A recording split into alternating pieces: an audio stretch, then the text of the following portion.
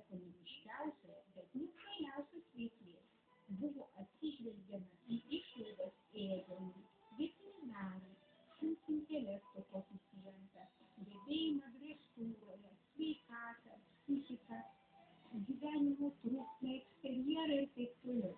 Viso buvo 24 vertinimo punktai, o Vokietijoje išleistas šimtutinis skaičius.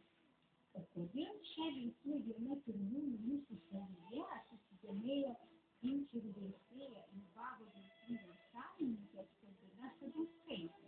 Atvažiavom šiandien Vaidrustininkų parodą, sudalyvavom eilinį kartą, nepraleidžiam Lietuvos parodų, ypač statybinių, stengiamės visose dalyvauti.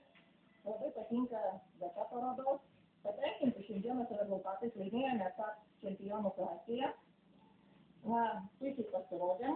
Vertinčią išsirinkau dėl to, kad jie yra, kaip sakant, panašus į mini dobermanai, kaip vadinami. Labai patenkinta šią veislę. Labai gražus, labai dailūs šuniukai.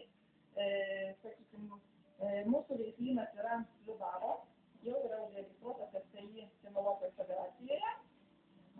Šunys mūsų šiandien atstovauja tik vieną kalytę mūsų veislyną parodoj, bet jie paprastai dalyvauja ir po 3, ir po 5, ir po 6 šunys kiekvienai parodoj važinėjant.